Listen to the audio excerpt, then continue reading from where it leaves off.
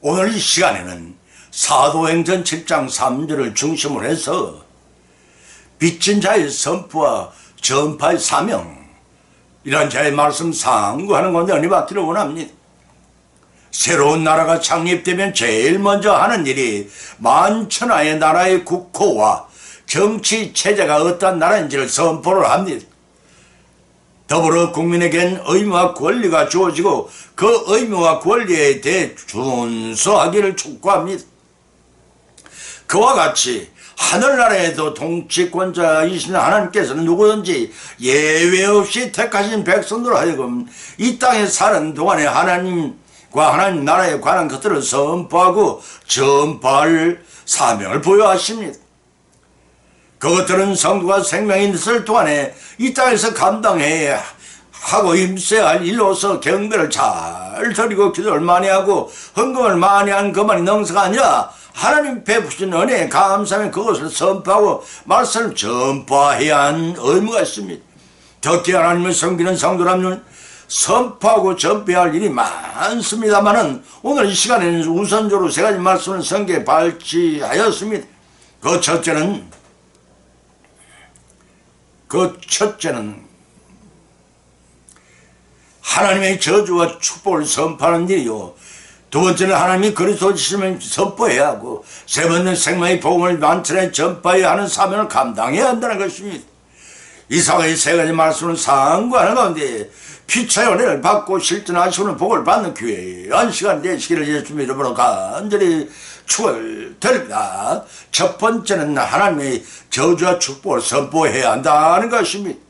신명기 11장 26절 29절 찾아온 기록하기를 내가 오늘날 복과 저주를 너희 앞에 두라니 너희가 만일 오늘날 너희에게 명하는 한 너희 하나님 여호와의 명령을 들으면 복이 될 것이요 너희가 만일 내가 오늘날 너희에게 명하는 도에서 돌이켜 떠나 하나님의 여호와의 명령을 듣지 아니하고 본래 알지도 못한 다른 신을 쫓으면 저주를 받으리라. 네 하나님 여호와께서 네가 가서 얻을 땅으로 너를 인도하여 들으실 때 너는 그리심산에서 축복을 선포하고 에발산에서 저주를 선포하라고 밝혀놓고 있습니다. 성도의 삶에는 순종과 불순종 이 두 가지 중에 하나의 선택만이 있을 뿐입니다. 순종하는 자에는 축복이 달고 순종하는 자에는 저주가 다는 것이 구약의 근본적인 정신이요 성경의 핵심이기도 합니다. 만일 여러분이 삶이 축복을 받는 삶이 아니라면 무엇 때문인가를 돌이켜봐야 할 것입니다. 신명기 6장 5절에 분명히 밝혀놓으시기를 너는 마음을 다하고 성품을 다하고 힘을 다하여 네 하나님 여호와를 사랑하나. 이 말씀대로 과연 여러분은 여호와 하나님을 사랑한다고 생각하십니까?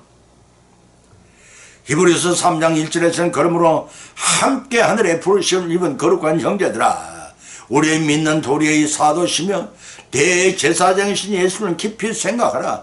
저가 자기를 세우신 이게 충성하기를 모세가 하나님 집안에서 한 것 같은 이라고 하셨는데 여러분은 예수님처럼 하나님께 헌신적인 충성을 하신 적이 있으신지요?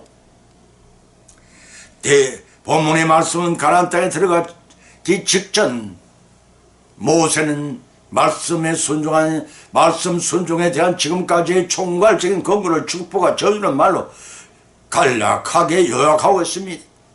그르심산과 에발산은 가나안 정부에 자리 잡은 세겜을 사이에 두고 서로 마주보고 있는 해발 900m 정도의 산들입니다. 축복과 저주의 산으로 선택한 것은 믿음의 조상 아브라함이 하나님의 말씀에 순종하여 가나안 땅에 들어가 처음으로 단을 쌓고 하나님께 예배를 드린 땅이기 때문일 것으로 추정이 됩니다. 창세기 10장 6절 7절만 참다 시간입니다. 거리심산은 축복받기에 합당한 항상 해피를 받을 뿐만 아니라 살림이 울장하고 에발산은 저주를 받았듯이 늘 거들이 치고 수목이 거의 없는 벌거숭이 바위산이었습니다. 이 사회지대였던 가나안의 정착한 이스라엘 백성들은 절반씩을 나누어서 거리심산과 에발산에서 서서 축복과 저주 말씀을 낭독했습니다. 요수아서 8장 33절 4절 말씀이 본문 26절에 기록하기를 복과 저주를 너희 앞에 두노니라고 하였습니다. 복과 저주는 이스라엘 백성들이 하나님 앞에 어떻게 사느냐 여부 곧 스스로의 선택에 의해서 결정되는 것임을 말해줍니다. 그러나 이와 같이 하나님의 축복과 저주를 제시한 것은 이스라엘 백성으로 하여금 복을 받게 하시는 데 목적에서이지 결코 저주를 받게 하시는 뜻이 아닙니다. 이런 저주를 두려워하여 복을 받을 수 있는 길로 행하기를 촉진시키기 위함이었습니다. 그런데 하나님의 이 같은 어려우신 의도를 거스려 오히려 저주에 이르는 길로 행한다면 거기에 대한 책임은 이스라엘 백성 자신이 담당해야 할 게 분명합니다. 이러한 저주는 오늘날 우리 신자들 가운데서 불순종의 하나님의 징계를 받으면서도 도리어 하나님의 원망이 있습니다. 어려움에 처하게 되면 자신의 삶을 들여보고 회개를 해야 합니다. 요한일서 1장 9절의 말씀이 새로운 삶의 모습으로 변화되어야 합니다. 호사다마라고 했던가요? 하나님 밖에 모르는 이스라엘 백성 앞에 등 따숩고 배부르고 무료해진 태평성대가 찾아들다. 그들은 가나안 7조의 토착 신들이 그들을 유혹했습니다. 그래서 본문 27절 28절 차 기록하기를 본래 알지 못한다는 신을 쫓으며 이라 밝히 지적하고 있으니 알지 못하는 신이란 가나안 7족의 성기된 바알과 아세라의 암몬 조수의 성인 우상 신들입니다.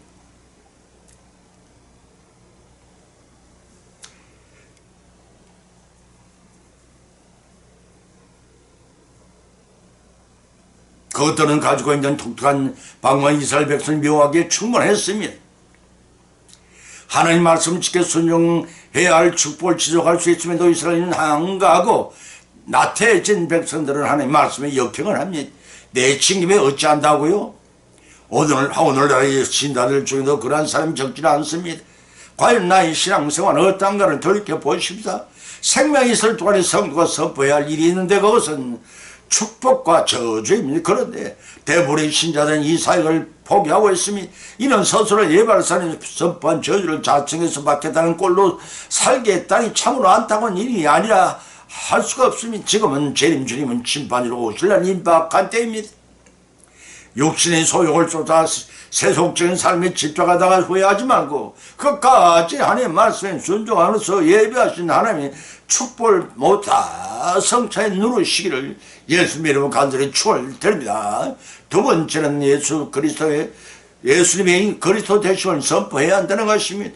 사도행전 17장 1절을 찾아보면 기록하기를 저희가 암볼리아와 아볼리아로 다녀가 데솔리가에 이르니 거기 유대인의 회당이라 있는지라 바울이 자기의 규례대로 저희들에게 들어가 새 안식일에 성경을 강론하고 뜻을 풀어 그리스도가 해를 받고 죽은 자 가운데 다시 살아나 야 할 것을 증명하고 이르되 내가 너에게 전한 예수가 곧 그리스도니라고 밝혔습니다. 예수님을 영접하고 믿음으로 구원을 받은 신도라면 누구나 복음을 접하는 사명을 갖게 됩니다.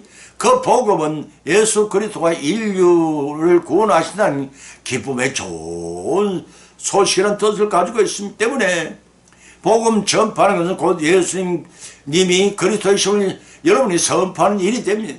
그런데 적잖은 목사들은 성도들이 지루할까봐 그러한지 성경 본문이나 주의 말씀에 전혀 관련이 없는 세상 이야기를 곧잘 한다든지 지나간 자신의 과거를 꺼낸다든지 하여 시간을 때웁니다.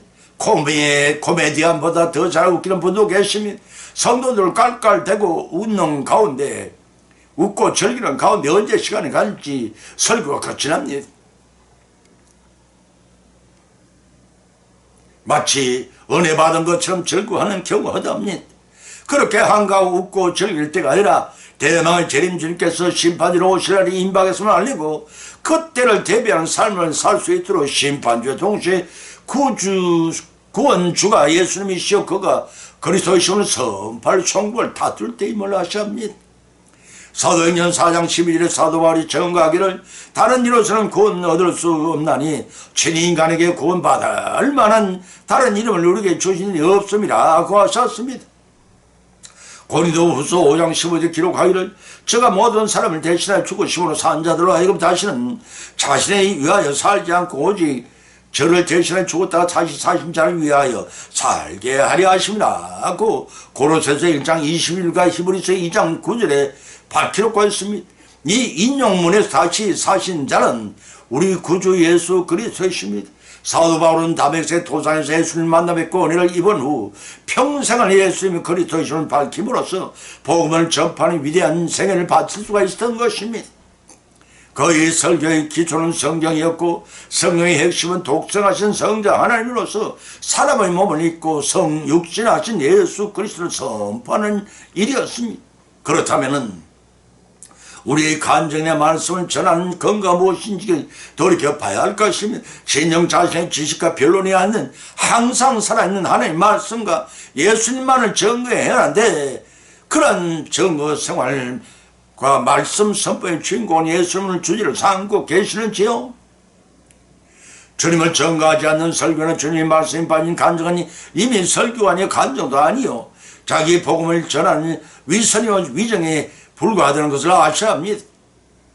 성경을 가지고 말씀의 설교를 해야 되고 간증을 해야 되고 성경 예수님의 인류의 구속 사역을 십자가를 통해 성취하신 그리스도의 임을 선포해야 하는 것이 성도의 생명이 있을 동안에 선포해야 할 일종의 가장 큰 사명이라고 할 것입니다.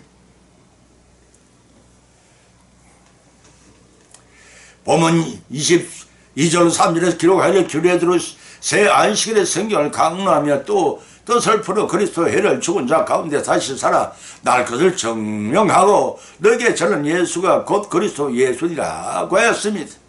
이 말씀은 곧 계속해서 사도 바울이 성경을 강론하되 인류의 죄를 속량하기 위해 대속의 십자가를 지신 이가 우리 주 예수 그리스도를 정하는 것입니다.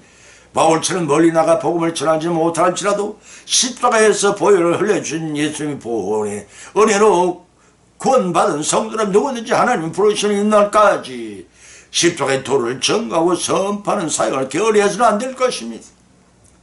베드로의 신앙 고백처럼 우리도 주는 그리스도시여 하나님의 아들이심을 전가하고 선포함으로써 맡긴 사명을 잘 감당하는 우리 모두의 하나님의 기뻐하시는 성례의 삶을 이루어 나가시려 예수님 이름으로 축원드립니다. 세 번째는 하늘의 생명의 하늘 복음을 전해야 합니다. 로마서 1장 8절을 쳐다보면 첫째는 내가 예수 그리스도를 말미암아 너희에게 너희 모든 사람을 인하여 내 하나님께 감사하면 너희 믿음이 온 세상에 전파됨이라고 하였고 동 14절과 15절은 기록하기를 헬라이나 야만이나 지혜 있는 자나 어리석은 자에게 다 내가 빚진 자라 그러므로 나는 알 수 있는 대로 로마에 있는 너희에게 복음 전하기를 원하노라고 하였습니다.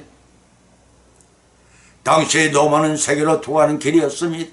로마군이 정복하는 곳에 헬라니즘 문화가 꽃이 피었고 사도 바울의 전도 여행을 통해 기독교 신앙이 전파되었습니다.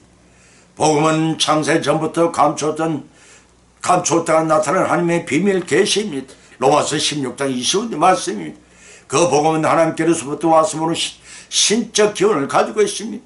데살로니가후서 2장 13절로 14절 말씀 또한 사람의 뜻을 따라 된 것이 아니요 그리스도의 계시이기도 하다고 갈라디아서 1장 11절 20절 밝혀놓고 있습니다. 이러한 복음은 성도들에게 구원을 주신 하나님의 능력이 된다고 로마서 1장 16, 17절에서 복음은 모든 죄인들에게 구원의 은혜를 주는 선물로 주는 진리라고 갈라디아서 2장 5절과 14절에서 복음은 불변의 진리라고 갈라디아서 1장 7절에서 영원히 존재하는 것이라 베드로전서 1장 25절에 밝혀놓은 것입니다.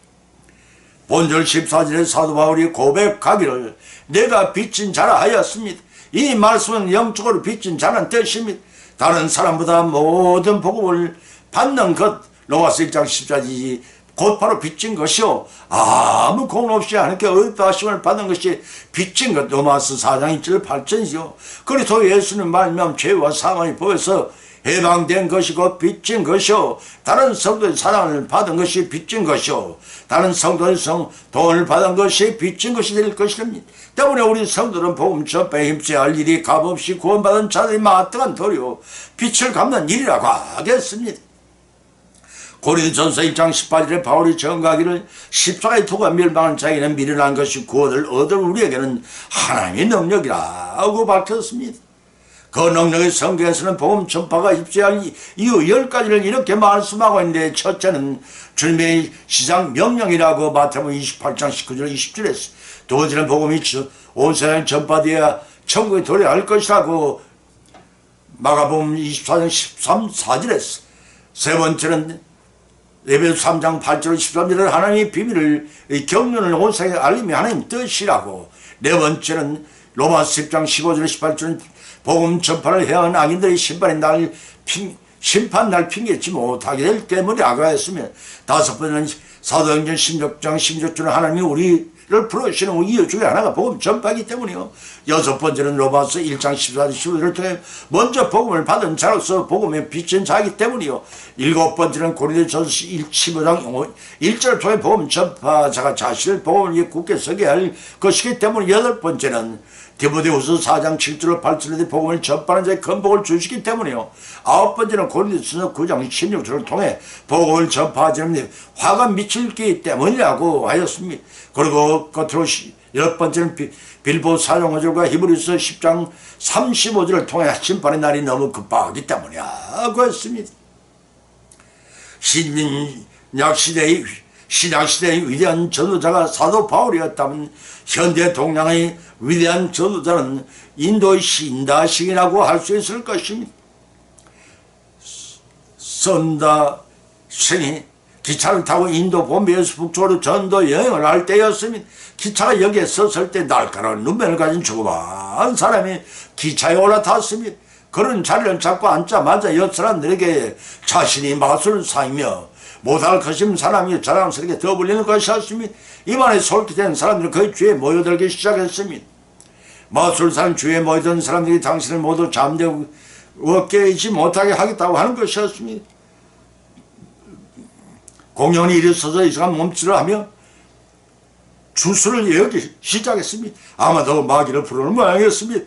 이를 지켜보는 썬다식은 그대로 놔두서는 안 될 것 같은 생각이 들어서 하나님께 기도하고 몇 마디 말씀을 마술을 봉쇄했습니다. 그 격차에 탄 모든 사람이 놀라 썬다식을 주시했고, 마술의 역시 그를 어려웠습니다. 썬다식은 조용히 머리를 숙이고 하나님께 기도를 드린 일에 전념했습니다. 계속해서 주술을 외우며 마술을 행하려고 애쓰던 마술사는 썬다식을 가리켜 이 사람이 나의 주머니에 있는 책에 나의 마술을 방해한다 라고 소리치며 결국 자신의 마술에 실패했음을 자인하고 말았습니다. 동시에 우격다짐으로 썬다식은 주머니 속에 책을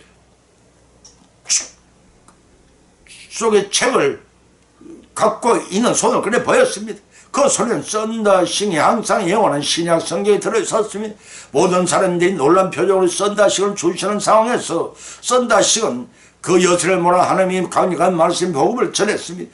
그리고 죄인된 인간이 너희 구주 예수 그리스도를 선포했습니다. 사랑하는 성도 여러분, 여러분 복음의 빚진 자로서 바울처럼 썬다식처럼 복음을 전파하지 못할지라도 주변인 부르신 이웃들과 부르신 내 가족, 내 형제, 자매에게, 내 자식들에게 예수님이 곧 그리스도이시라는 하늘 복음을 전파하고 계시는지요? 주님 앞에 섰을 때 나는 내 몸을 주었고 너는 뭘 하다가 왔느냐고 물으시면 고개를 들고 이제 말 못한 사람이 우리 가운데 단 한 사람도 나오지 않기를 주님의 이름으로 간절히 축원드립니다. 결론을 맺습니다. 오늘 본 말씀은 상고하는 가운데 피자의 믿음대로 은혜를 받아 또한 세 가지 교훈을 받은 줄 압니다.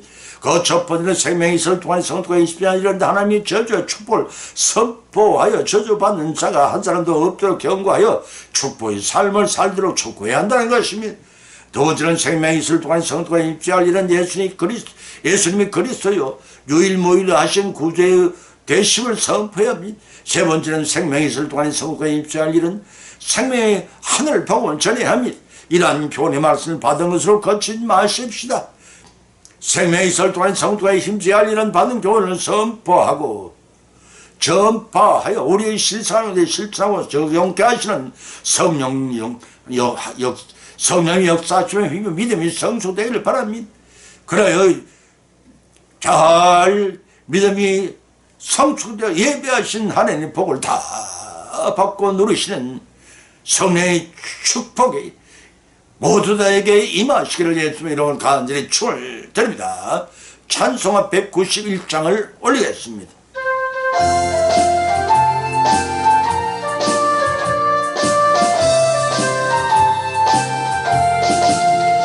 내가 매일 기쁘게 순례의 길 행함은 주님 날이 나를 반도하며 내가 주님 건목을 밟는 참된 비결은 주님 영이 함께함이라. 성령의 계시네 할렐루야 함께하시네. 좁은 길을 걸으며 밤낮 기뻐하는 것 주님 영이 함께함이라. 전에 죄에 빠져서 평안함이 없을 때 예수님 십자가의 공로 힘입어 그 발 아래 엎드려 참된 평화 얻음은 주님 영이 함께함이라.